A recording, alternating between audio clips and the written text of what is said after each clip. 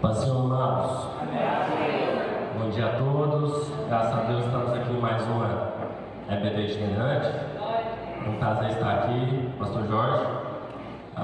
Enquanto eu fui vice-líder, na verdade, de jovens da Jornal João Paulo Cristiano, nos 5 anos, a gente fez muito evento aqui e sempre fomos muito bem recebidos pelo senhor e pela pastora Leia também. Muito obrigado, viu? Obrigado, Pastor Rogério, a EBD pela oportunidade. Obrigado à igreja pela oportunidade de estarmos aqui, ao Eduardo, que na época também era um dos líderes de jovens, muito ativo, inclusive. Deus abençoe. Amados, hoje nós estamos na lição 12, que tem por título o chamado para a decisão e o compromisso. Se você puder, abra comigo, por favor, a sua Bíblia, em Mateus capítulo 7, versículo 13.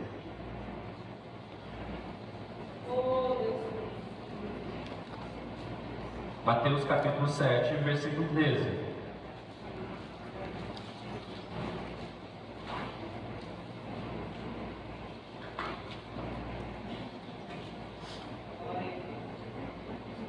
Obrigado, meu amigo, Pastor Costa. Aleluia. Quem achou, diga amém. Então vamos ler até o versículo 20. Deixa eu só mudar a versão aqui da minha Bíblia. Vou colocar na nuvem aí. Diz o seguinte: palavra de Jesus: entrem pela porta estreita, pois larga a porta e amplo o caminho que leva à perdição, e muitos são os que entram por ela. Como é estreita a porta e apertado o caminho que leva à vida, são poucos os que a encontram. Verso 15: e cuidado com os falsos profetas. Eles vêm a vocês vestidos de pele de ovelhas, mas por dentro são lobos devoradores. Vocês os conhecerão por seus frutos. Pode alguém colher uvas de um espinheiro ou figos de ervas daninhas? Semelhantemente, toda árvore boa que dá frutos, toda árvore boa dá bons frutos, mas a árvore ruim dá frutos ruins. A árvore boa não pode dar frutos ruins, nem a árvore ruim pode dar frutos bons. E toda árvore que não produz bons frutos é cortada e lançada ao fogo. Assim, pelos seus frutos vocês os conhecerão. E nem todo aquele que diz Senhor, Senhor entrará no reino dos céus, mas apenas aquele que faz a vontade de meu Pai que está nos céus. Muitos me dirão naquele dia: Senhor, Senhor, não profetizamos em teu nome? Em teu nome não expulsamos demônio e não realizamos muitos milagres? Então eu lhes direi claramente: nunca os conheci. Afastem-se de mim, vocês que praticam o mal. Meu Deus, muito obrigado por essa manhã, obrigado por essa oportunidade. O nosso coração aqui, Pai, está aberto para ouvir a tua palavra, porque o nosso objetivo aqui hoje, Pai, é aprender a crescer com o Senhor, é entender do teu Espírito Santo aquilo que Ele quer ministrar em nós. Muito obrigado, Jesus, em teu nome. Amém. Amém. Amados, nós estamos quase chegando ao final de mais um trimestre. É interessante notar que nós estamos estudando o Sermão do Monte, que é do capítulo 5 até o capítulo 7, que está dentro do livro de Mateus. O livro de Mateus, a mensagem principal dele é: o reino dos céus está próximo e Cristo quer difundi-lo aqui na terra. E o Sermão do Monte é como se fosse a pontinha da pontinha do diamante.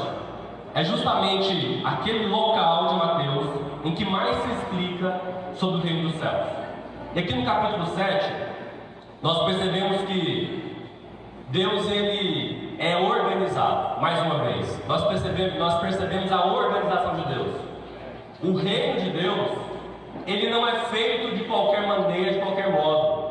O reino de Deus, ele é organizado, regido por princípios, regido por ética, moral, cristã. Ele é regido pelo próprio Deus. E ele é imutável. Ele é irrevogável. Assim como a nação possui as suas leis. E olha que as leis das nações mudam com constância. O reino de Deus, ele tem as suas leis, não muda. E da mesma forma que Deus colocou leis imutáveis no seu reino, Ele também colocou leis imutáveis na física, química e biologia, por exemplo. Mas voltando aqui ao reino de Deus, nós percebemos que Jesus, em seu discurso, ele fala muito do desejo do Pai para aquilo que ele tem em nós aqui na terra. E é uma mensagem muito atual. E é uma mensagem para uma meditação constante. Se todos os dias nós pudéssemos refletir em um ponto do Sermão da Montanha, com certeza nós cresceríamos ainda mais na nossa fé. E no capítulo 7 aqui do sermão, é justamente Cristo caminhando para a conclusão do seu conteúdo. Por quê? Porque no capítulo 5, capítulo 6, ele vem dizendo e norteando os princípios. Agora, no capítulo 7, Cristo, de uma maneira muito clara, de uma linguagem muito acessível, muito clara, ele vem dizendo quais os benefícios daqueles que se envolvem no seu reino, daqueles que se submetem ao seu reino, e quais os benefícios daqueles que permanecem firmes na missão que Deus colocou dentro do reino dos céus. E Cristo, no começo da sua conclusão, ele vai dizer sobre duas portas e dois caminhos. Logo depois do começo, duas portas e dois caminhos. Ele vai dizer que a porta estreita leva para um caminho estreito e conduz a um destino. E a porta larga, ela leva para um caminho espaçoso e também conduz a um destino. Agora, é interessante notar, amados, que quando nós falamos de caminho, isso não é novo para o povo de Israel. Isso não é novo para a comunidade judaica. Por quê?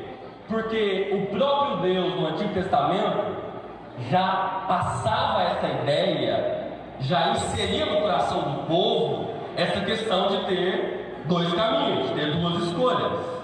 Não há um atalho para seguir, não há uma via alternativa, não há uma terceira opção. Cristo é enfático ao dizer: há dois caminhos. E aqui Cristo está combatendo também o relativismo. Cristo está combatendo a teologia relativa, a teologia aberta, a teologia que quer dizer que existem facilidades, que existem outros modos. Não, Cristo está dizendo: olha, existem dois caminhos. E esses dois caminhos, inclusive, já foram pregados por Deus ao coração de Israel. Quer ver aonde? Deuteronômio capítulo 11, versículo 26 e 28. Deus disse a Israel, e Deuteronômio é o livro das recordações. O povo estava prestes a entrar em Jericó, em Canaã. E Deus diz: olha, eu coloco diante de vocês dois caminhos, a bênção e a maldição. Escolham a bênção para que vocês vivam. Em Deuteronômio 30, Deus volta a repetir: eu coloco diante de vocês dois caminhos, vida e morte, bênção e maldição. Escolham a vida. E depois o salmista vai dizer, no Salmo 1, versículo 6, de que o Senhor conhece o caminho do justo, mas o caminho do ímpio perecerá. Por quê? Porque ele produz morte, ele produz ruína.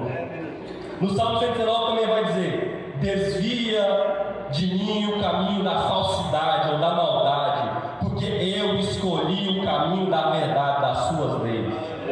Em Jeremias 21:8 vai dizer: eu coloco diante de você, Israel, dois caminhos, vida e morte. Escolham a vida para que vocês sejam felizes. Agora, vamos lá, entrando na lição. Porta estreita, caminho estreito e apertado. É interessante notar de que a Casa da Moeda brasileira, que ela foi inaugurada em 1694. Desde 1694, a Casa da Moeda brasileira, que é onde se fabrica o nosso dinheiro, ele prega um princípio. Qual o princípio, Natan? De que para você conhecer o que é falso, você primeiro deve observar o que é verdadeiro. Não faz sentido eu pegar, por exemplo, uma nota de R$50 e tentar identificar logo de cara quais são os seus pontos falsos. Qual que é o sentido? A Casa da Moeda fala que eu preciso pegar uma nota de R$50 verdadeira, estudar todas as suas características, porque automaticamente, depois disso, eu vou conseguir identificar o falso. Por isso que, aqui na conclusão de Jesus, a primeira coisa que ele está dizendo é o seguinte: olha, entrem pela porta estreita. A primeira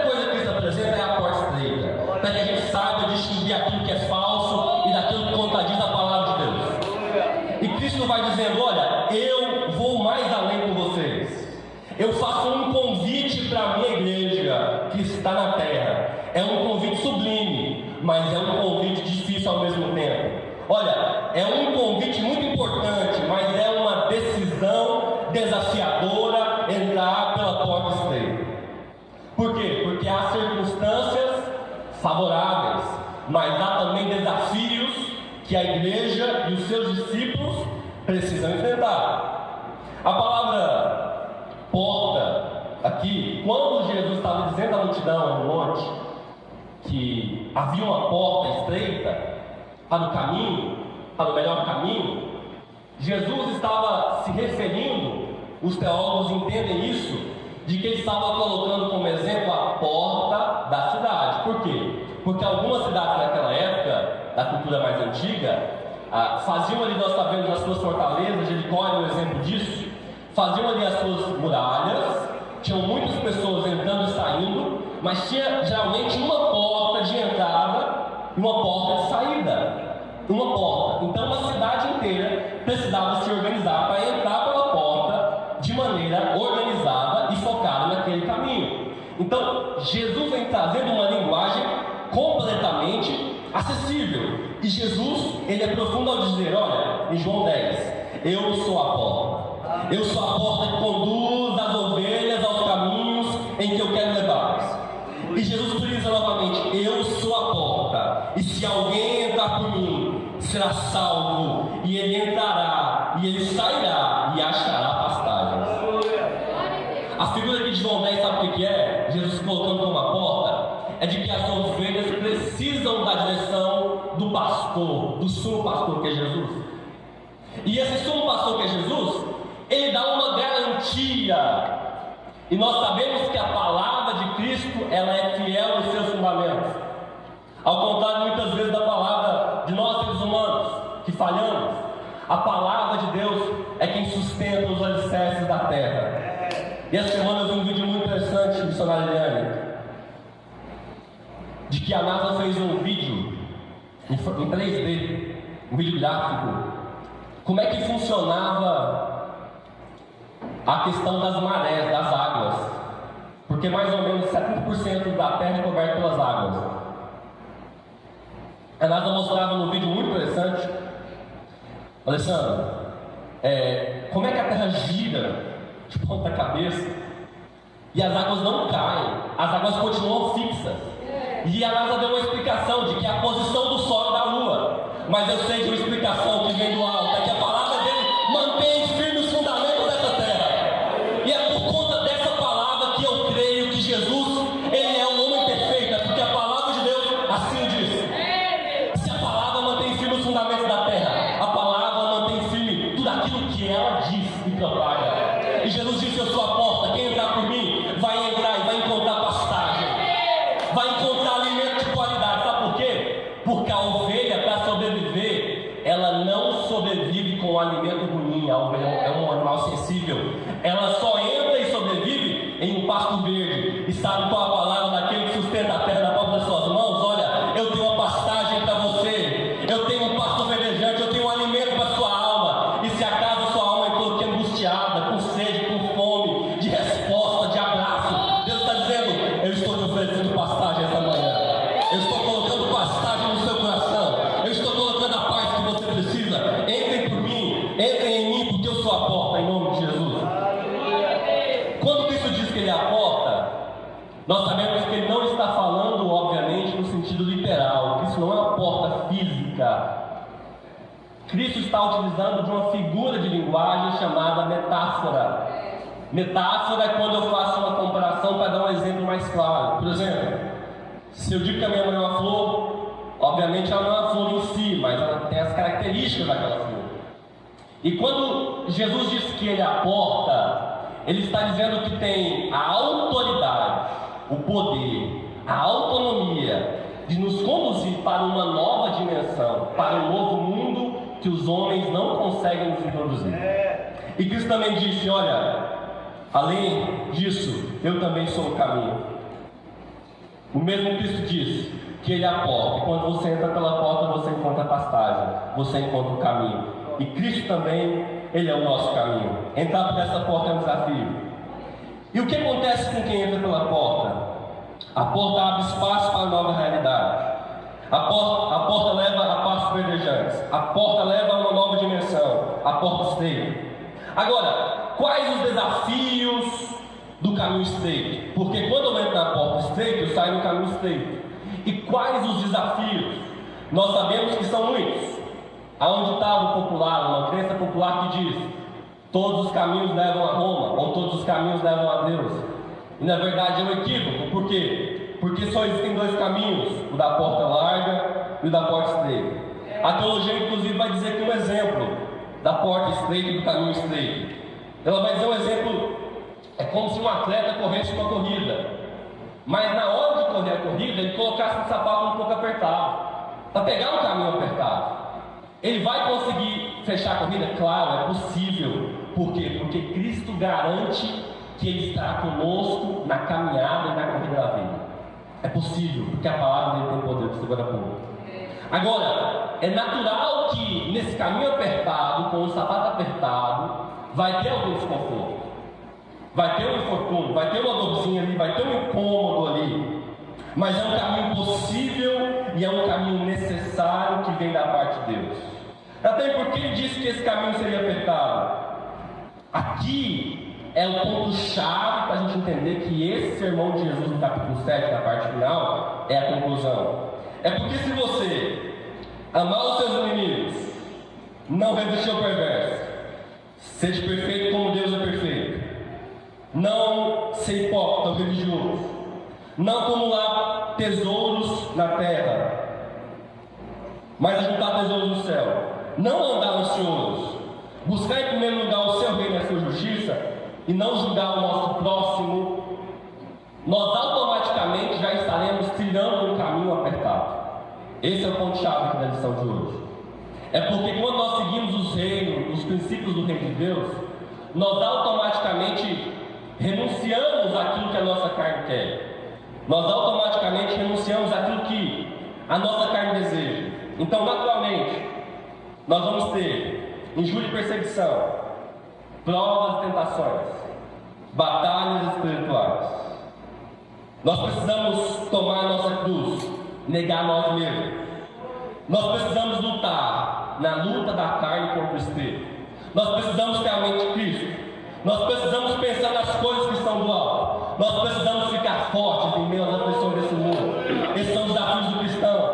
Mas sabe o que acontece? Quem encontra a porta, quem encontra o caminho, ele recebe o perdão e libertação dos seus pecados.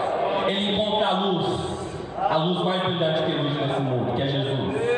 Ele encontra graça e misericórdia que vem do alto. Quem encontra o caminho, encontra descanso para a alma aflita que a palavra não consegue proporcionar. Quem encontra o caminho, deixa a mentira e abraça a verdade. Quem encontra o caminho, passou da morte para a vida. Quem encontra o caminho, recebe o selo do Espírito Santo e automaticamente recebe os dons que vêm de Deus. São muitos os desafios, mas as vantagens e aquilo que o Espírito Santo de Deus pode te fortalecer e te proporcionar são infinitamente maiores e incomparáveis com os desafios da caminhada. E Jesus falou que é possível. Ele falou que venceu e nós também vamos vencer. Natan, e qual a recompensa de quem chega ao destino? Se eu passo pela porta estreita, se eu passo pelo caminho apertado, aonde eu vou chegar? A Bíblia diz: nós vamos chegar a uma vida verdadeira. E Apocalipse 21 fala sobre isso. Apocalipse 21 fala que aqueles que completarem a caminhada na porta estreita vai encontrar uma nova Jerusalém, um novo céu e uma nova terra. E o próprio Deus enxugará dos nossos olhos toda lágrima no nome de Jesus.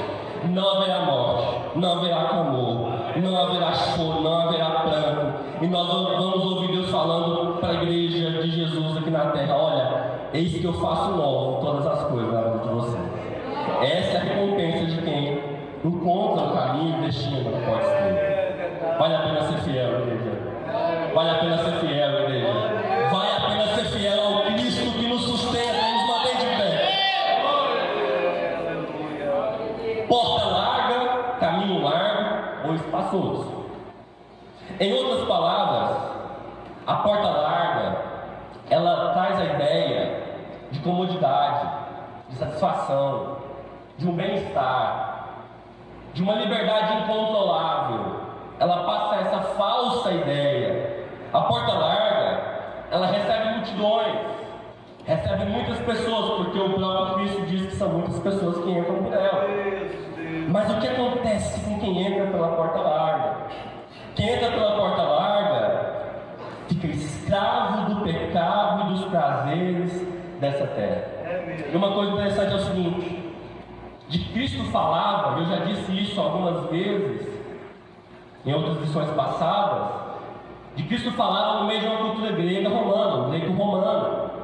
E uma das culturas daquela época, que com certeza alguém daquela multidão tinha e era acostumado, era viver de forma dissoluta, viver de forma desregrada. Inclusive porque em Atenas, onde Paulo tanto pregou em Atos dos Apóstolos, e ganhou muitas almas nesse lugar, em Atenas havia uma cultura chamada prostituição sagrada. Então, automaticamente, as pessoas que iriam cultuar Atena, que inclusive foi Atena que levou o nome da cidade Atenas. Atena é a deusa do sexo. E as pessoas que cultuavam Atena naquela época também cultuavam Eros, o seu filho, que na mitologia grega Atena é a mãe, que deu o nome à cidade, e de Atena nasceu Eros, que é aquele anjinho do Cupido que aparece nos desenhos animados. Então, ele é o deus conhecido como deus do amor na cultura greco-romana. E naquela época havia uma cultura da prostituição sagrada. Como é que era? É que você adorasse a esses deuses, por exemplo, as sacerdotisas e as mulheres tinham relações sexuais no altar. Então nós estamos falando aqui de uma mensagem de porta larga de Cristo a uma multidão que estava no meio de uma cultura totalmente idólatra, corrompida e praticando atos de prostituição sagrada, que é o que eles chamavam naquela época. Então Cristo estava combatendo a cultura daquela época. Natan, faz uma relação com os dias de hoje. O que seria a nossa porta larga? E eu falo especialmente aqui aos jovens que estão na flor da idade. A cultura da porta larga hoje seria, sabe o que? Seria o fácil acesso à internet e ao YouTube. A cultura da porta larga hoje seria as músicas repletas de pornografia, as músicas repletas de sem sentido algum, levando ao jovem, à criança, a uma sensualidade abusiva e extrema desde novo. Há uma cultura de prostituição desde cedo. Então a mensagem da porta larga era para aquela época que estava abraçada pela cultura greco-romana, mas é para o Brasil que está vivendo no presente tempo, porque a mensagem de Jesus é atual. Não entre pela porta larga. Se o seu amigo te chama para entrar, não vá, saia. Ela está, é sinal, porque Deus está dizendo: olha, eu tenho um caminho novo e melhor para você, igreja. Muitas vezes, quem entra pela porta larga se esquece que um dia vai ter que prestar contas com Deus, vai encontrar o juízo final. Quem entra pela porta larga se esquece que vai encontrar o ladrão. É inevitável que o encontre. Por quê? Porque a Bíblia diz em João 10:10 que o ladrão veio para matar, roubar e destruir. É inevitável que quem escolhe a porta larga vai encontrar um desses três pilares nesse espaço largo, nesse caminho espaçoso. Vai encontrar, por exemplo, o caminho da incredulidade. Por isso que existem pessoas que dizem que não acreditam em Deus, são chamados ateus. Por isso que hoje, eu preguei isso domingo na nossa igreja, de que tem aumentado o número de jovens ateus no mundo, no Brasil e no mundo, de que não acreditam em um propósito. O nome disso se chama niilismo. Niilismo é a filosofia de você acreditar que o mundo ele foi criado sem nenhum sentido, e essa vida não faz nenhum sentido, tudo isso é vazio. Mas na verdade não, é porque a pessoa está trilhando o caminho da porta larga, encontrou com a incredulidade, encontrou com o ateísmo, encontrou com o niilismo e está se perdendo. E existe, além da incredulidade, um outro pilar que está dentro do caminho largo, é o caminho da religiosidade. E aqui Cristo bateu muito forte nas suas palavras quanto aos líderes religiosos que faziam encenação e não adoravam a Deus com o coração. E aqui também Cristo está falando para uma outra classe de pessoas que está dentro da porta larga. seja um incrédulo que é adepto ao ateísmo, ao niilismo e tantas outras filosofias vãs, ou seja um religioso que apenas participa do culto ou participa dos atos apenas para encenação, para aparecer, para ser visto pelos homens, ou seja também o morno. O morno é aquele que está em cima do muro. O morno é aquele que vem ao culto num dia, no domingo, sente a presença de Deus, ouve a palavra, sente os arrepios e na segunda-feira vai para a balada. O morno é aquele jovem que conhece a Bíblia, é aquele jovem que os pais são crentes, mas mesmo assim ele não pratica, não segue os dedos dos seus pais e não buscou conhecer quem é Jesus. O morno é aquele que vive só para si de forma egoísta. O morno é aquele que, se não mudar, ele vai encontrar no dia do juízo final a seguinte palavra: olha, eu tive fome e você não me deu alimento, eu tive sede e você não me deu de beber, eu fui peregrino e você não me hospedaste, eu estava pelado, eu estava nu e você não me vestiu, eu estava enfermo e você não me cobriu, e você não foi me visitar. E o morno vai dizer: Senhor, mas quando foi que nós fizemos isso? E o próprio Cristo vai dizer: olha, é quando você se esqueceu de fazer isso a um dos meus pequeninos. É quando você viveu uma vida de forma absoluta só para você. E essa palavra hoje em Cristo, ela é forte, sim, é muito forte. Tanto é que Cristo, ele combate também as pessoas que estão na porta larga, falando sobre mornidão. E ele falou para uma igreja chamada Laodiceia: olha, eu conheço as suas obras e você não é frio nem quente, você é morno, eu estou ao ponto de vomitar você. Olha, você diz: eu sou rico, adquiri riqueza, não preciso de nada. Não reconhece, porém, que você é um miserável, digno de compaixão, pobre, cego, e que você está nu, você está sem vestes. Essa é a palavra de Jesus para aqueles que estão na porta larga. Seja abraçado pela incredulidade, seja abraçado pela religiosidade, seja abraçado pela mornidão. Palavras fortes, mas são palavras de Cristo. Natan, e quais os desafios do caminho largo? Os desafios são os seguintes: o ladrão, o inimigo das nossas almas, ele vai te oferecer sonhos, mas você vai ter pesadelos. Ele vai te oferecer liberdade na porta larga, mas ao final você vai ser escravizado, pisado pelos homens e por ele. Ele vai te oferecer uma família, mas ele vai colocar diante de você um amante para destruir o seu casamento e a sua casa, os seus sonhos, os seus projetos. Quem entra pela porta larga encontra o ladrão, que vai roubar o seu nome, vai roubar a sua reputação, vai falar que você é um Zé Ninguém, que você é um alcoólatra, que você é um viciado. Mas sabe o que as pessoas divulgam na porta larga? É de que tudo pode, tudo é lícito, de que não há regras. A regra é você seguir o seu coração, a regra é você ser o Deus de você mesmo. Mas sabe o que Deus está dizendo? Esqueça a porta larga, entre pela porta estreita. Natan, o que acontece com quem entra pelo caminho largo? O viajante que entra pela porta, encontra o caminho largo, ele também encontra um destino. E o seu destino é a perdição. A palavra perdição no original quer dizer desperdício. É quando você, por exemplo, colocou toda a sua energia, toda a sua força, mas quando você nota o final do seu trabalho, você percebe que não chegou a lugar nenhum. Você desperdiçou tudo aquilo que Deus tinha. Você caiu numa situação de desgraça, de ruína, de fracasso. Trata-se de uma tormenta. Trata-se de um desperdício por não ter aceitado a imagem do Filho de Deus. Eles são aqueles que entram pela porta larga. Agora, sabe uma das coisas que, duas coisas na verdade, que mais me marcam, que mais me fascinam na porta estreita? Primeiro, é de que Jesus é um Deus real. E a sua palavra é fiel. Jesus é um Deus real. E a sua palavra é fiel. Eu estou pregando aqui esta manhã, e nós sabemos disso porque eu falo que há pessoas que servem a Deus, de que Jesus é um Deus real.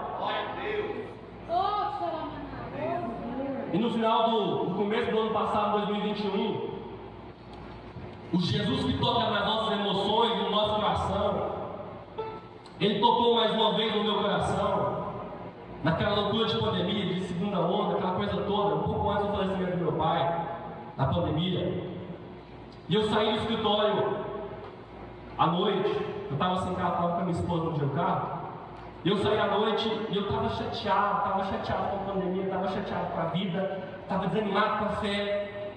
E eu chamei o Uber no meu aplicativo, lá no Sudoeste, e falei assim: tudo que eu quero é colocar uma música, ir atrás no banco de trás do Uber, e ficar quieto, chegar em casa logo e dormir. Só isso, mais nada. Eu estava chateado, estava revoltado com a vida e com as circunstâncias daquele momento. E de repente eu entro no Uber, e foi o Uber mais tagarela que eu já ouvi na minha vida. E eu tive que dar um foninho, né? Quando você tem educação. Ele falava, e ele começou a falar umas coisas assim que eu nem estava perguntando. Ele começou a falar que era missionário, que servia a Deus, e que no carro dele se convertiam prostitutas, pessoas alcoólatras, e começou a falar o quanto Deus dava na vida das pessoas. Aí quando chegou no meu destino, no Barra Goiás, sabe o que ele falou para mim? Ele parou o carro, desligou e falou assim: vou desligar meu aplicativo e vou dizer o que Deus está dizendo para você agora. No seu coração está isso. Mas Jesus está dizendo, sabe o quê? Eu ainda tenho um plano com você, ainda vou te usar na terra, Natan. A pandemia não vai te matar, Natan, porque você calou a boca e não prega a minha palavra mais, Natan. Eu estou te levantando, eu estou te animando, eu estou te chamando, eu estou te renovando. E no carro do Uber, para quem não queria falar com ninguém, foi renovado por Deus, com uma circunstância diversa, de uma maneira diversa. Porque eu falo de um Deus real. Eu falo de um Jesus que é vivo esta manhã, e Ele está falando a corações. Eu estou renovando você. Levanta a mão em nome de Jesus. Eu estou tocando na sua alma e no seu sentimento. Mas eu renovo corações essa noite. Eu renovo sábados essa noite. Eu renovo a vida espiritual de homens e mulheres que estavam abraçados para a eternidade com amor não. Porque eu sou fiel para gerar na minha igreja. Assim diz o Senhor Jesus, que está vivo.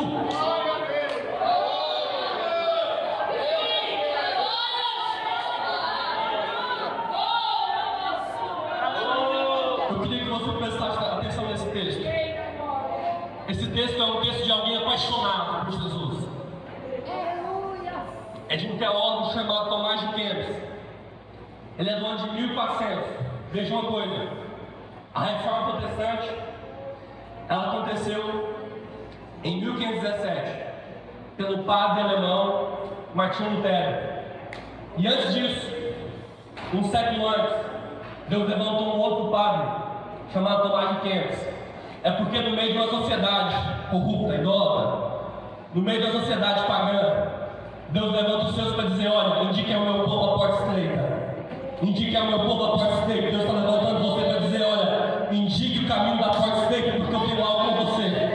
Indique o caminho da porta estreita, porque eu vou usar você no meu reino. E esse teólogo alemão, ele escreveu um livro chamado A Imitação de Cristo. É um dos melhores livros que eu já li, porque ele fala do sentimento dele, da relação dele com Jesus. E o Tomás, ele vai dizer o seguinte, eu queria que você prestasse atenção. Ele vai dizer o seguinte: do amor de Jesus sobre todas as coisas. Bem-aventurado aquele que compreende o que seja amar Jesus e desprezar a si mesmo por amor de Jesus. Por esse amor deve deixar qualquer outro, pois Jesus quer ser amado acima de tudo. O amor da criatura é enganoso e inconstante. O amor de Jesus é fiel e inabalável. Apegado à criatura, você vai cair com ela, que é instável. Mas abraçado com Jesus, você estará firme para sempre. Facilmente será enganado se só olhar para a aparência humana. E o livro ainda vai dizer: quando Jesus está presente, tudo é suave, nada parece dificultoso. Mas quando Jesus está ausente, tudo se torna tão penoso. Quando Jesus não fala ao coração, nenhuma consolação tem valor. Mas se Jesus fala só uma palavra, sentimos um grande alívio na alma. Que seco e que árido é viver sem Jesus. Que ignorante é você se você deseja outra coisa fora de Jesus. O que te pode dar no mundo sem Jesus Estar sem Jesus é um terrível inferno. Estar com Jesus é um doce paraíso. Se Jesus estiver contigo, nenhum inimigo poderá te ofender. Quando acha Jesus, acha um precioso amigo e tesouro. E é melhor ter esse bem superior do que perder e ganhar o mundo inteiro. Miserável é quem vive sem Jesus. Riquíssimo é quem está ao lado de Jesus. Grande arte é saber conversar com Jesus. E grande prudência é saber conservá-lo contigo. Depressa pode afastar Jesus. E se o perdes, aonde você irá? E quem te socorrerá como amigo? Antes ter o mundo todo por adversário do que ofender a Jesus. Ser livre e puro no teu interior, sem apego a criatura alguma. É necessário desprender-se de tudo e oferecer a Deus um coração, se você quer ter uma alma sossegada e ver como é suave a presença do Senhor Jesus. Esse é o nosso Jesus. Às vezes as pessoas podem dizer um caminhão de palavras e isso não consolar o seu coração. Mas quando Jesus diz uma palavra, acalma-te, viva para isso, mas uma paz na alma que homem nenhum pode dar, que psicólogo nenhum consegue dar, que remédio nenhum consegue controlar. É a paz de Jesus. E eu já estou finalizando, porque o meu tempo se foi. A lição vai dizer de duas classes de profetas. E aqui é uma coisa muito importante, por quê? Porque Jesus ele tem interesse pelos verdadeiros discípulos, pelos seus verdadeiros profetas. Mas infelizmente, no meio dos desafios da porta estreita, vai se levantar os falsos profetas. E naquela época eram muitas as vãs filosofias, eram muitas as pessoas que queriam enganar os outros para não deixar entrar pela porta estreita. E um grande perigo é o perigo do falso profeta. Por quê? Porque ele fala algum ponto que tem verdade, mas no meio da mensagem ele deturpa tudo. Quer ver um tipo de mensagem que se equipara ao do falso profeta? Quer ver um tipo de mensagem? Eu separei algumas aqui para poder te mostrar. Na televisão, tem um pastor na televisão de uma conhecida igreja que ele pregou a mensagem de Jesus quando ele transformou água em vinho. Ele falou que Jesus era mestre, mas ele falou: eu discordo de Jesus ter transformado água em vinho no casamento. Ele perdeu o tempo dele. Ele tinha que ter cuidado de pessoas em primeiro lugar. O primeiro lugar dele não tinha que ser transformado em vinho, ele tinha que cuidar de pessoas. E para mostrar que conseguir fazer melhor que Jesus, nós vamos orar para cuidar de pessoas aqui hoje. É o falso profeta, começa falando que Jesus é mestre, mas depois deturpou tudo na TV, para milhões de pessoas assistir. Tem aquele também que fala que a Bíblia não é a palavra de Deus, a Bíblia contém a palavra de Deus. Esses são os atuais falsos profetas. Tem aquele também que diz que a palavra de Deus ela não é inerrante, de que a palavra de Deus verdadeira é só de Jesus, o restante não é tão assim. São as leis que nós escutamos hoje, são pessoas que infelizmente tentam deturpar o reino de Deus e confundir aquele que quer entrar pela porta estreita. Fique de pé comigo, por favor. E sabe quais são as características daquele que é verdadeiro, daquele que está andando pela porta estreita? Sabe quais são as características? O próprio Cristo vai dizer: ele vai ser conhecido pelo seu fruto. Diga comigo: frutos. Mas não é qualquer fruto, são os bons frutos. E sabe o que eu me espanto com a nossa geração, pastor Roger? É de que a maioria reconhece como verdadeiro quem tem muitos seguidores. Se tem milhões de seguidores, eu vou seguir, é o homem de Deus. Se tem muita audiência no YouTube, eu vou seguir, é uma mulher de Deus. Se tem muita fama, se tem canções que são populares, eu vou seguir, é uma pessoa de Deus. Mas essa não é a recomendação de Jesus. A recomendação de Jesus sobre aquele que anda pelo caminho estreito, pela porta estreita. A recomendação de Jesus para o verdadeiro discípulo, o verdadeiro profeta, é aquele que dá fruto. Vá e dê fruto. Os campos já estão brancos. Bem-aventurado é aquele que é apaixonado por Jesus. Bem-aventurado é aquele que entende que Jesus é a porta. Bem-aventurado é aquele que entende que Jesus é o caminho. E bem-aventurado é aquele que entende que há um destino em Jesus. Em Jesus há um destino. Obrigado, Jesus. Obrigado, Jesus.